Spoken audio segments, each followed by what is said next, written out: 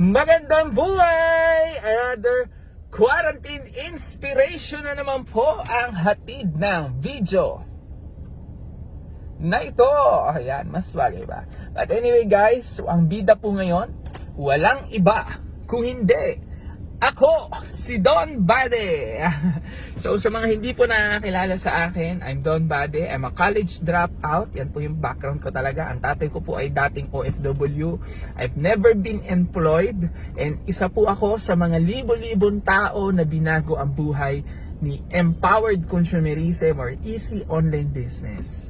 And guys, kaya ako gumawa ng video na to kasi isa ito sa mga memorable na araw sa akin kasi nung isang araw nilabas ko na po ang mainit-init pa na 4 million na cheque. Yan, pinost ko po yan nung nakaraan dito sa ating fan page and sa aking official Facebook account.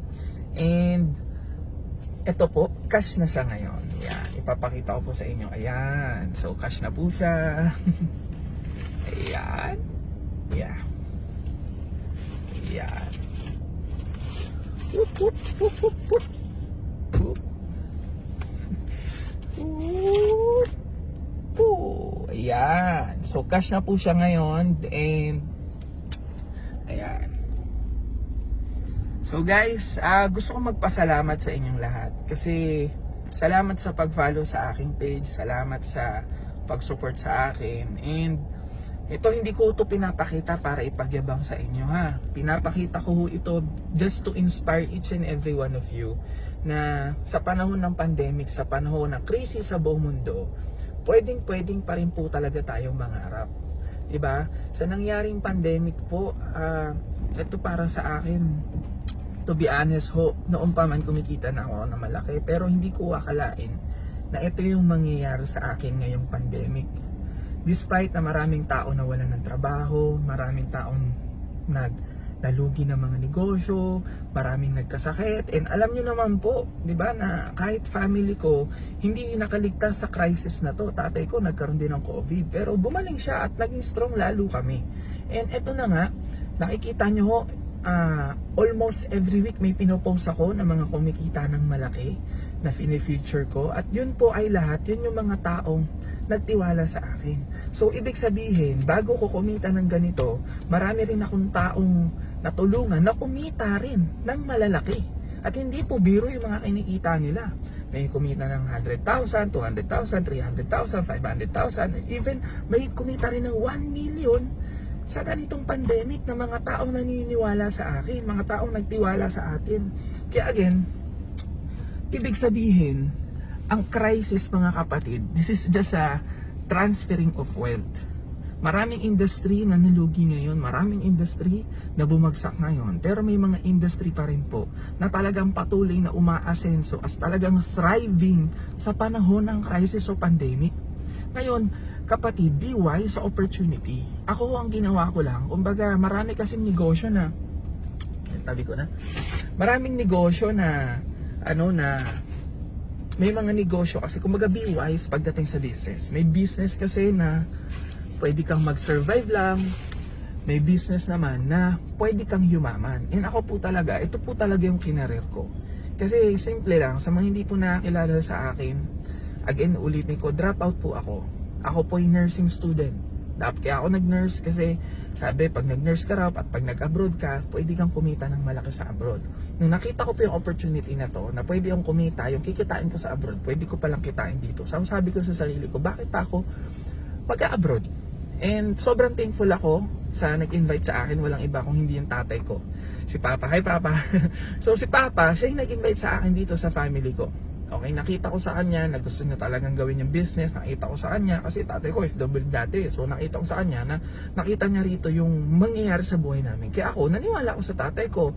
Tinaral ko yung business. Nung una, wala akong alam sa ganitong negosyo. Pero dahil marami mga mentor, marami nagtuturo. And ito na yung nangyari sa akin. And simple lang, Grabe na po yung nangyayari sa community namin. Nagiging normal na po ang mga naglalabas ng 1 milyon. Actually, hindi ko na ho na ipopost yung mga kumikita ng malaki. Hindi lang po ako yung kumikita ng ganyan. Sobrang dami pong kumikita sa community, sa easy online business.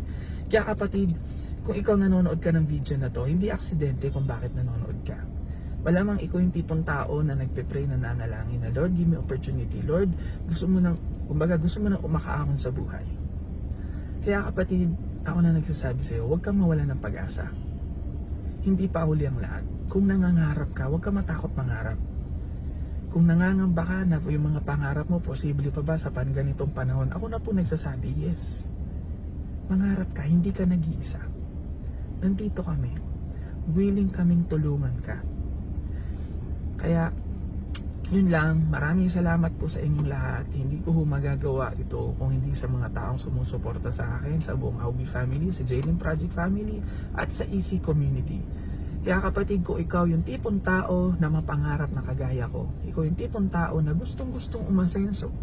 Kung ikaw yung tipong tao na OFW ka, gusto mo na makapag-for good, gusto mo na rin gumanda buhay mo, I do suggest, why not try this kind of opportunity? Malay mo, yung nangyari sa akin, mangyari din sa'yo. So yun lang guys, and sa mga nagtatanong, saan ko gagastosin to? To be honest po, hindi ko pa po alam. Kasi dagdag lang po to talaga sa savings ko.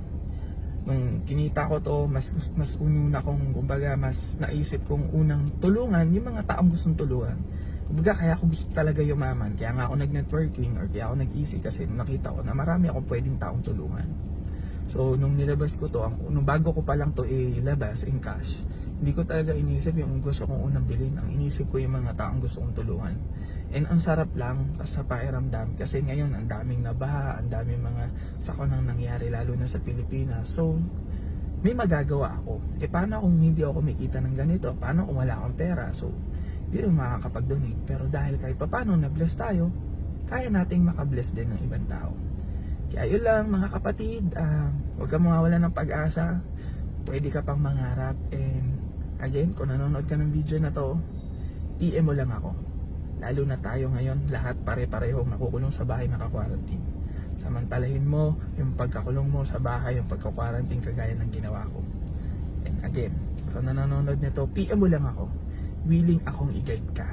Hindi aksidente na nanonood ka. May purpose yan. Kaya kapatid, yun lang. And isa lang masasabi ko, susunod naman, story mo. Ngayon, nai-inspire ka. Ngayon, nai-inspire ka, namomotivate ka sa mga video na pinopost ko. At ito lang ang wish ko. Sa susunod na mapapanood mong video, story mo naman ang kinikwento mo at pinapanood ng libo-libong tao. So again guys, this is Don Bade. I hope na inspire po kayo. Maraming salamat sa inyong lahat. I love you all. Ikaw na ang susunod.